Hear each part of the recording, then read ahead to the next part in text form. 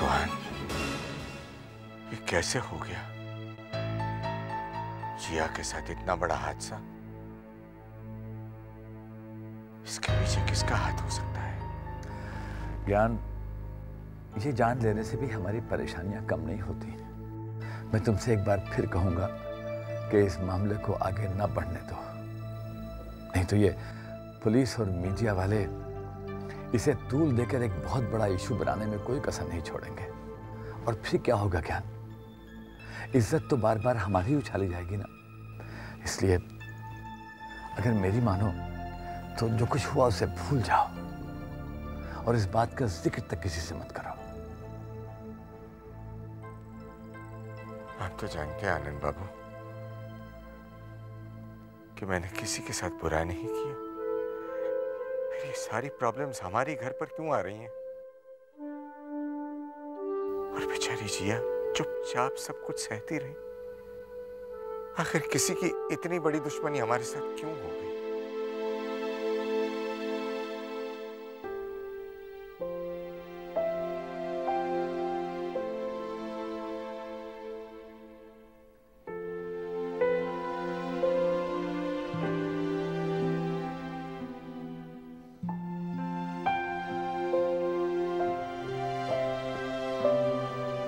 जिया,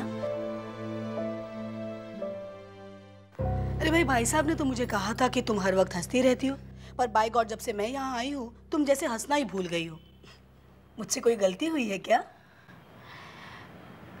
नहीं बुआ, ऐसी कोई बात नहीं।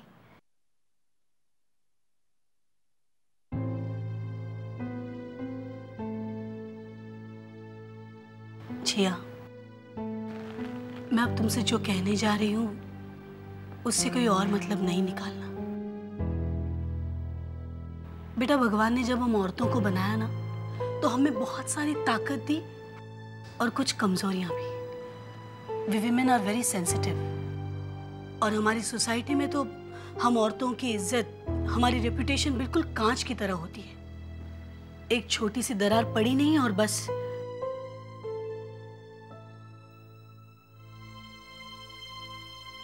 जिया,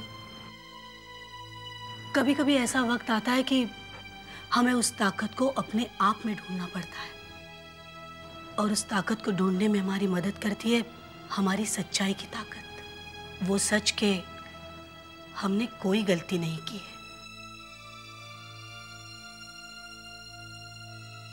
जिया, कोई भी रिश्ता कितना भी मजबूत क्यों ना हो, पर अगर दिमाग में शक आ जाता है तो उस रिश्ते को संभालना मुश्किल हो जाता है।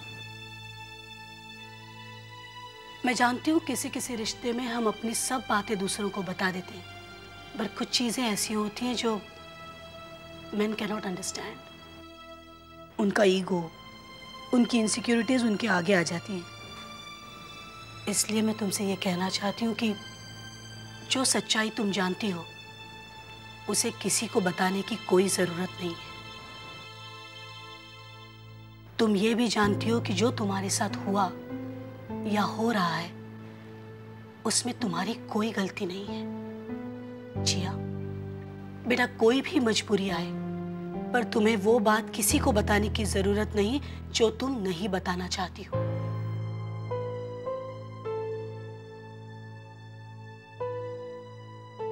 टेक केयर जिया।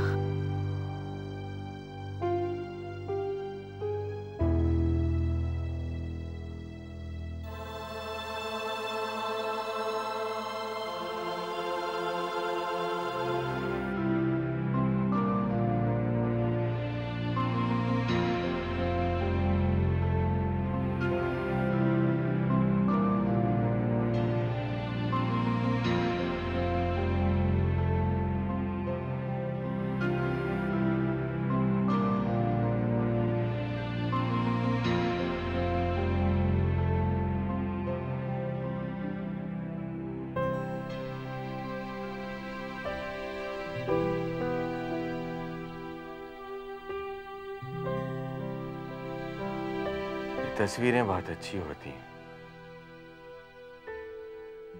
आदमी का मन जब उदास होता है तब इन्हें देखकर खुश हो सकता है। तेरी हंसी से यह पूरा घर गूंजा था बेटा, और आज इस घर में कैसा सन्नाटा छाया हुआ है। लेकिन मुझे पूरा यकीन है बेटा कि तस्वीर हकीकत में बदल जाएगी। तो फिर से हंसेगी बेटा, बिल्कुल चिंता मत कर। मैं नहीं जानता कि सच क्या है, और सच पूछो तो जानने में इंटरेस्ट भी नहीं है मेरा। मेरा सच तो मेरे सामने है। मेरा सच तुम हो जिया, और मैं जानता हूं कि जिया कोई गलती नहीं कर सकती। ये जो कुछ भी हुआ उसमें तुम्हारी कोई गलती नहीं है। अगर किसी की गलती है तो वो मेरी है। मुझे उसे उस केस पर काम नहीं करने देना चाहिए था, लेकिन अब मैंने भी फैसला कर लिया है बेटा कि मैं शेखर को मनमानी नहीं करने दूंगा। तुम्हें अपने बाबा पर भरोसा है ना? तो फिर जो कुछ भी हुआ उसे भूल जा। आई प्रॉमिस कि अब दोबारा तुम्हारे साथ अन्याय नहीं होगा। चिंता मत कर बेटा।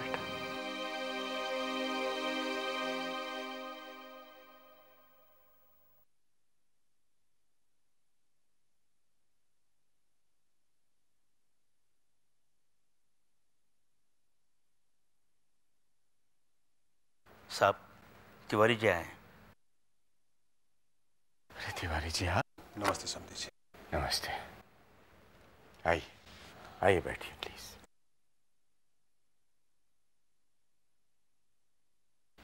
वो मैंने सुनी वो खबर जिया के बारे में, सुनकर बहुत बुरा लगा, इसलिए सोचा कि आपसे आकर मिलो। अच्छा किया आपने तिवारी जी। मैं खुद ही चाह रहा था कि सारी बातें आपको क्लियर कर दूं। पता नहीं क्या है तिवारी जी, शेखर के दुश्मनों की चाल है।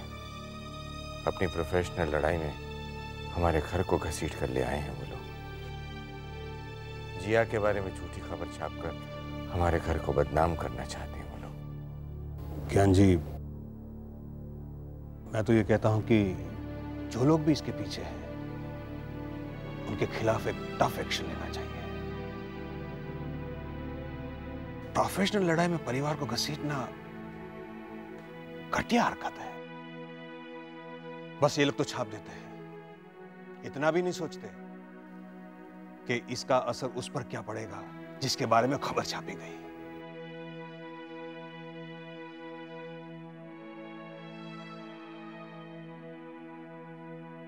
नमस्ते भाई साहब। नमस्ते समधन जी। भाई साहब आप बैठिए ना प्लीज।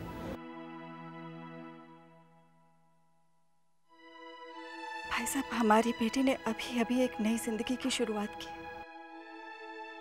ऐसा ना हो कि जो कुछ भी हो रहा है उसका असर उस बच्ची पर हो। हम लोग बहुत बड़ी परेशानी के दौर से गुजर रहे हैं। मैं नहीं चाहती उसकी परछाई भी अरु पर पड़े। अरु तो अभी एक बच्ची है। समधन जी, आप बेवजह परेशान हो रही है। इस बात का कोई भी असर हमारी बहू पर नहीं पड़ेगा, आपको प्रॉमिस करता हूं मैं। आप दोनों बेफिक्र रहिए। आप लोगों से मिलकर सारी बातें क्लियर हो गई। मैं चलता हूं। नमस्ते। अरे भाई साहब, चाय तो पीकर जाइए। नहीं जी, थैंक यू। नमस्ते। नमस्ते। मुझे तो पहले से ही डर था कि इस बात का असर अरु पर जरूर पड़ेगा। अब हो गई तसल्ली आपको? तुम बेकार में परेशान हो रही हो तिवारी जी, बस यूं ही आए थे।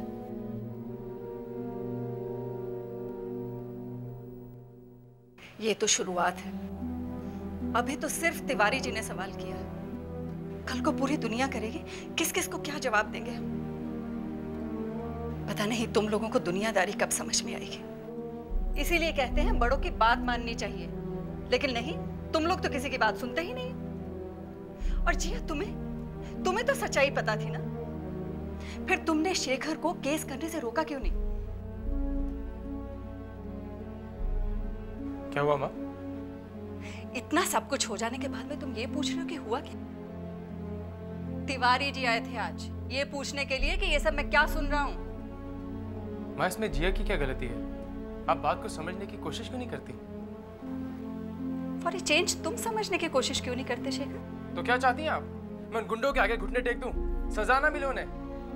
मैं सिर्फ इतना जानती हूँ कि इस सब का असर अगर अरु की खुशियों पर पड़ा ना, तो मैं तुम दोनों को कभी माफ नहीं करूँ। माँ, जिस आरुषि की खुशियों की बात कर रही हैं आप जानती है जिया ने उसे बचाने के लिए। शेखर,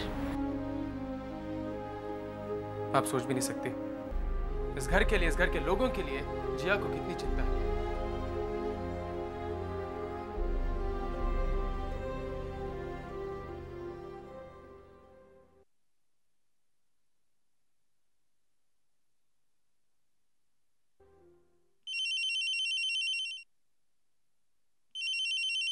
अरु फोन देखोगी? अरु फोन देखोगी प्लीज?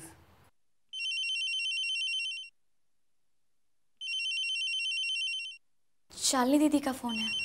शालिनी का फोन? तो अब आप हमें हमारे हनीमून पर भी चैनल लेने दे रही? ग्रो अप हर्ष, अब तो ये बचपना छोड़ो।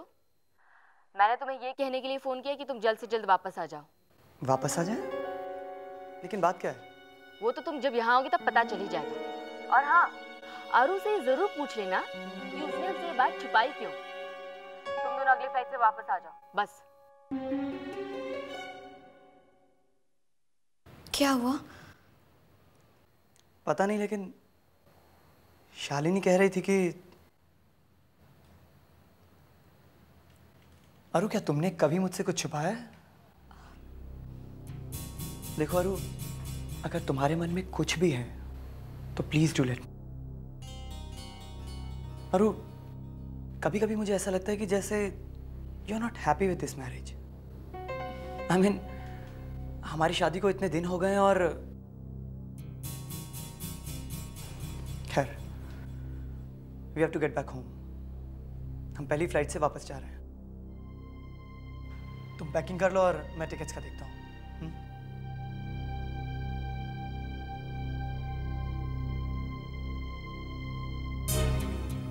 पर ऐसी क्या बात हो सकती है? कहीं राकेश के बारे में तो कुछ?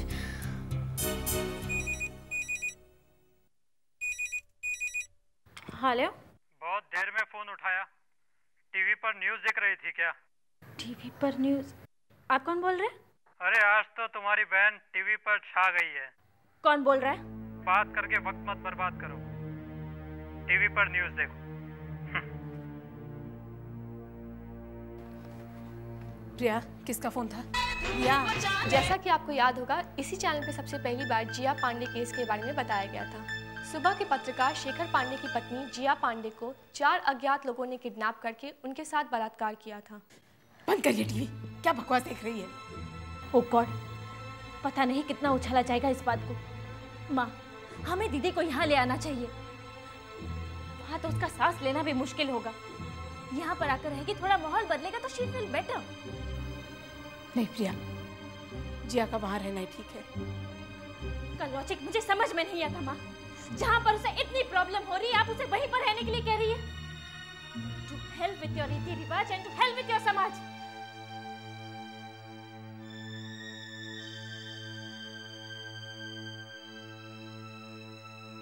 भगवान, बस तुम ही रक्षा कर सकती हो जिया की।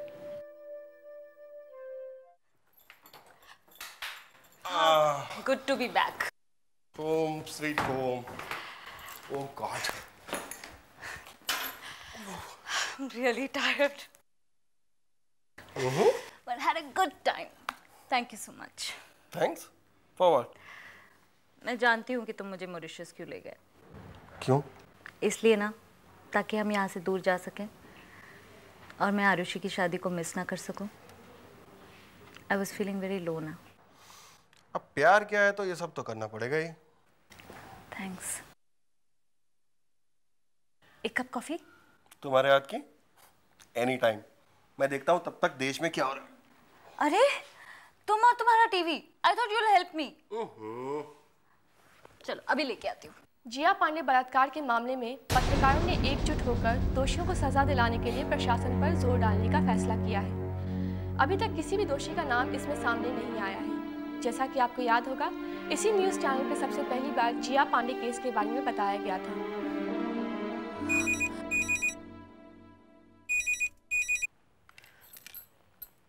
हेलो हेलो माँ, अनु। अनन्या। माँ, मैंने अभी भी न्यूज़ देखा। जिया के बारे में क्या है माँ ये सब? अनन्या बेटा, यहाँ पर कुछ भी ठीक नहीं है।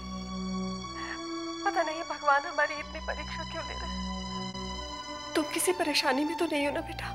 माँ, जिया के बारे में खबर सच है क्या? पता नहीं बेटा, मैं इस बारे में कुछ नहीं कह सकती।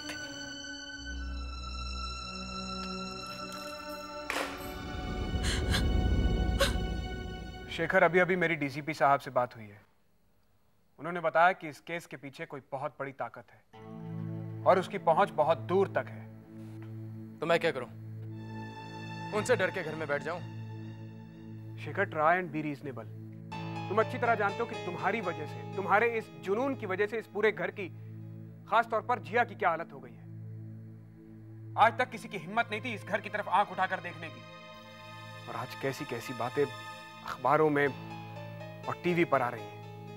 लोग हमसे भले चाहे कुछ ना कहें, मगर लोग चर्चा तो कर रहे हैं ना। और मुझे सारे फसाद की जड़ तुम्हारी ये नौकरी लगती है। छोड़ दो इस नौकरी को, वो लोग अपने आप शांत हो जाएंगे। ये नहीं हो सकता। क्यों नहीं हो सकता? तुम नहीं जानते कि तुम्हारी इस नौकरी, इस इन्वेस्टिगेटिव जर्नलिज्म की वजह से जिया की क्या हालत हो गई है? उसकी शक्ल देखिए तुमने, कितनी डरी हुई लगती है वो। शेखर, अपने घर में आग लगाकर कोई काम नहीं करता। जिया के लिए अपनी रिस्पॉन्सिबिलिटीज को निभाना चाहते हो तो ये नौकरी छोड़ दो। आप लोग इस बात को समझने की कोशिश क्यों नहीं करते? जो कोई भी इस केस के पीछे हो तो यही चाहता कि मैं इस केस को छोड़ दूं, और अखबार की नौकरी छोड़ने के बाद I will be playing in his hands. उसने हमें इतना दुख दिया, इतनी तकलीफें दी हैं, I can not back out. Jiya को इतना रुलाया, इतनी प्रॉब्लम्स दी हैं, and I will see to it that he rots in jail. Shekhar बेटा, हम सबको मिलकर इससे बाहर निकलने का रास्ता ढूंढना होगा। तब तो मानो या न मानो, लेकिन सोसाइटी में रहने के लिए कुछ बातों के लिए हमें कॉम्प्रोमाइज करना ही पड़ता है। और यहाँ बात इस घर की नहीं, जिया की। और तुम्हारी इस बेकार की लड़ाई के लिए मैं जिया को सफर नहीं करने दे सकता।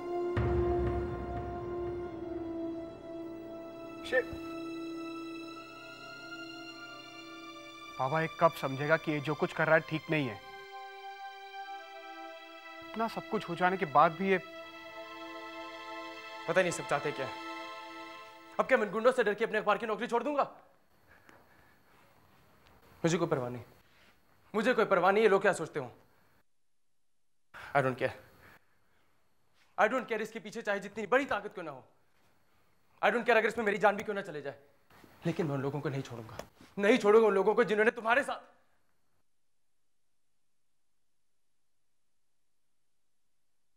उनसे बदला जरूर लूंगा। I will not leave them. नहीं शेखर, इसकी कोई जरूरत नहीं है। अगर तुम वाकई मेरे लिए लड़ रहे हो तो मैं सिर्फ इतना कहूंगी कि मुझे कोई लड़ाई नहीं लड़नी, मुझे किसी से बदला नहीं लेना।